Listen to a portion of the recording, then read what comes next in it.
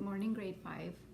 So I'm going to pick up with chapter 8 of Frindle.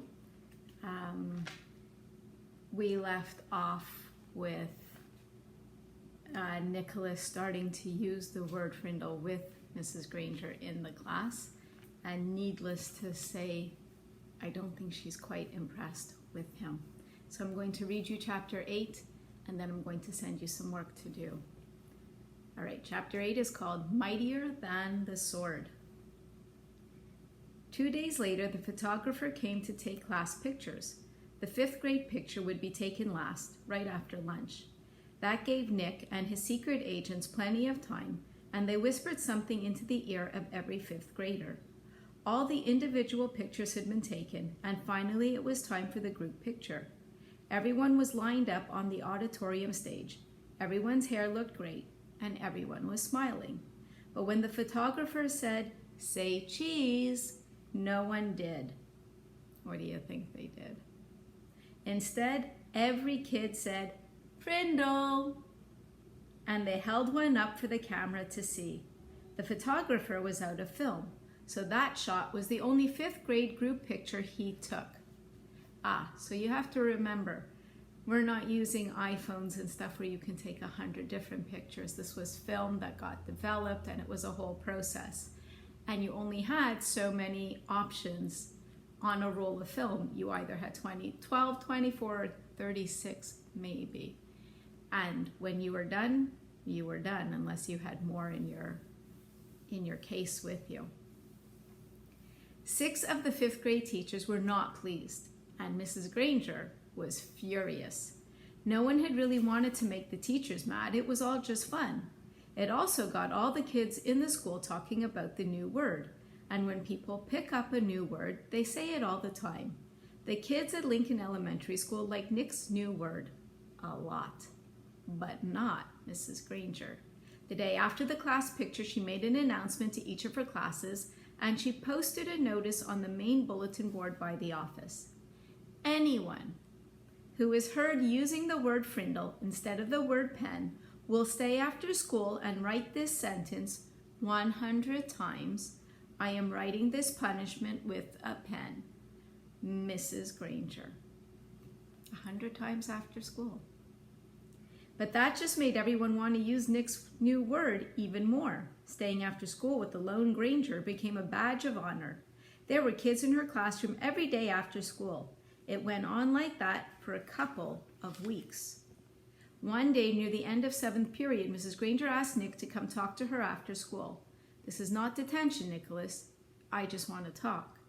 Nick was excited. It was kind of like a conference during a war. One side waves a white flag, and the generals come out and talk. General Nicholas Allen. Nick liked the sound of it. He stuck his head in Mrs. Granger's doorway after school. "You wanted to talk with me?" "Yes, Nicholas, please come in and sit down." When he was settled, she looked at him and said, "Don't you think this Frindle business has gone far enough?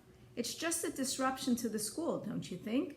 Nick swallowed hard, but he said, "I don't think there's anything wrong with it. It's just fun, and it really is a real word. It's not a bad word, just different. And besides, it's how words really change, isn't it? That's what you said." Mrs. Granger sighed. "It is how a word could be made up brand new, I suppose. But the word pen, should it really be replaced by that other word? The word pen has a long, rich history. It comes from the Latin word for feather, pinna. It started to become our word pen because quills made from feathers were some of the first writing tools ever made.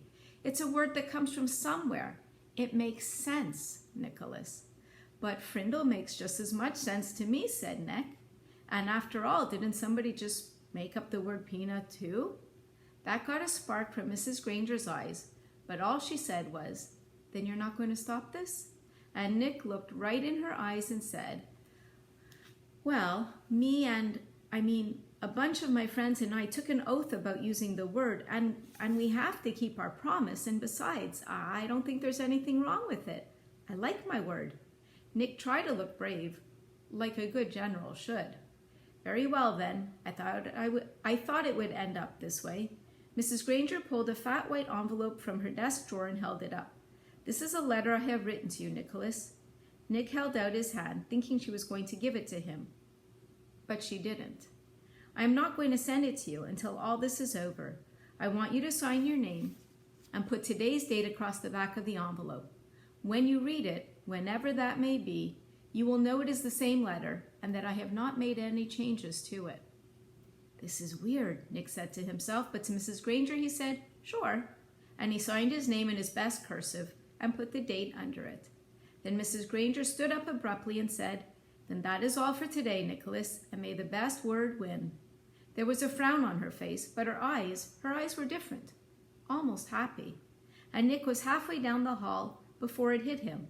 She likes this war, and she wants to win, real bad. Walking to school the next day, Pete had a great idea. "How about we see if we can get every kid in the whole 5th grade to go up and ask Mrs. Granger, 'Can I borrow a Frindle?'" "You mean, Mrs. Granger, may I borrow a Frindle?" said Dave. "Gotta use good grammar. Don't want to upset dangerous Grangerous." "Sounds good to me," said Nick. "She can't keep everyone after school, can she?" Almost 80 kids stayed after school with Mrs. Granger that day. They filled her room and spilled out into the hallway. The principal had to stay late to help, and they had to arrange 2 special late buses to get all the kids home. I told you people are allowed to stay late after school. Those are the school rules. Teachers and principals make them. And the next day, all the 5th graders did it again, and so did a lot of other students, over 200 kids. Parents called to complain. The school bus drivers threatened to go on strike. And then the school board and the superintendent got involved. And about this time, the principal of Lincoln Elementary School paid a little visit to the home of Mr. and Mrs. Allen. She wanted to talk to them about their son, the one in 5th grade, the one named Nick. Whew, the principal's coming to their house. Ooh-wee. All right, that's where we stop today. We'll see what happens next. Have a good one, guys.